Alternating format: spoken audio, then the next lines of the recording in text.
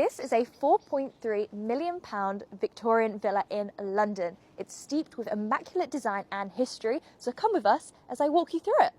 Upon entering the property, we have this beautiful double width hallway. Really sets the tone for the rest of the house, which is so spacious. Firstly though, we're going to head into this reception room. During the renovation, the owners really tried to restore and keep as many of the traditional features as they could. So you've got the ceiling rose above and the architraves in that really detailed pattern. I love the tones throughout here. You've got quite muted natural tones, but then a splash of colour here on the chairs. Let's head across into the next reception room. This one is similar in design. With the furniture pieces, we have another original fireplace throughout here with that striking black. Once again, the ceiling roses have the beautiful chandeliers hanging from, and then we've even got the radiator painted in the same colour as the walls, so it looks really seamless throughout here. This room was actually converted into a garage when cars first came around. It's been converted back now, but they used to be such showpieces to have that they needed to be safe. We have another room here, once again, another fireplace, but we have these really cool shutters here to close off the space, and the doors on this side too. See?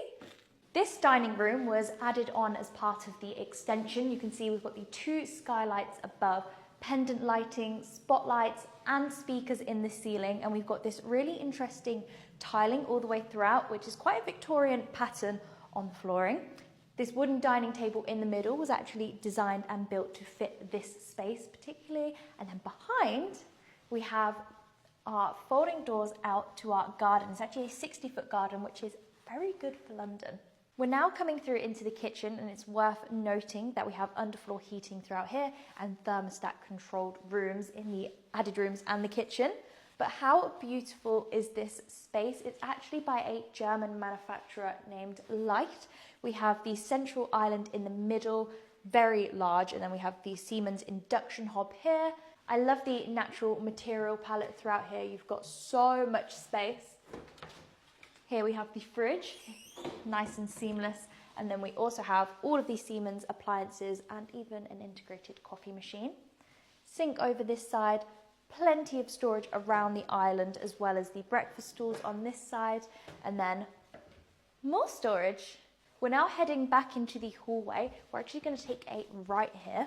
We have this study space kind of set off from the main part of the house. We've got access down to our cellar, and then we also have a beautiful bathroom. Very toasty in here. Now it will surprise you, the size of it. See? Quite good addition. Another new addition to the house is this boot room that's been added. On the side of the property, you've got a skylight and plenty of storage, access to the front and the back of the property too. We're now going to head upstairs where we have our 5 bedrooms. The first level is actually a split level floor, so the first bedroom has its own half floor. We have this little desk space, but we have this partition wall separating it from the rest of the bedroom. Now this is a great, huge space. It actually used to be 2 bedrooms, the owner was telling us. Come check out the ensuite. So we have a shower room with the toilet basin and the shower tucked in the corner. Come on, let's head on out. We're going to go up and check out the first bedroom up here. This is a lovely, slightly smaller bedroom, perfect kids space. You've even got the old original fire in there with the original tiles too. Next bedroom. Now I love the interior design throughout this one, especially the mirror and the light above. I like the different themes, how each room is kind of unique but still follows the same interior design pattern. We've got inbuilt storage there as well, and I love that headboard. Come on into the family bathroom. We have the shower in the corner, bathtub with some really nice mosaic tiles on the wall and also by the basin over here. Now the final room on this floor is actually the principal bedroom. So we have our beautiful huge windows looking out to the front of the property and the shutters.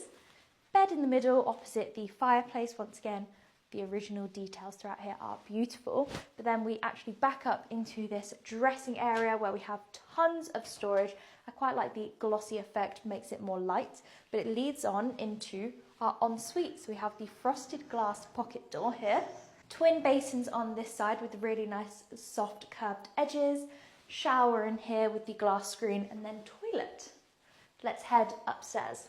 Up on the second floor, we have a lot of storage. So first of all, this one has been converted into a playroom. We've got a little tiki hut there and some animals. First room I'm going to show you up here though is the shower room. Great size. We've got the bath around the corner, loads of natural light coming in. Have a look around. And then the basin. So up here on this floor, it could act as a self-contained suite for an au pair or a live-in nanny. Here we have the bedroom. I like the paneling across the walls. Like I said again, those splashes of colour really coming in and making a difference. Very Victorian-esque of the interior design. And then we have this final space, kind of being used as a study, but you can imagine it as a lounge. You could even have it as another bedroom, really. So a great area up here, with plenty of natural light as well.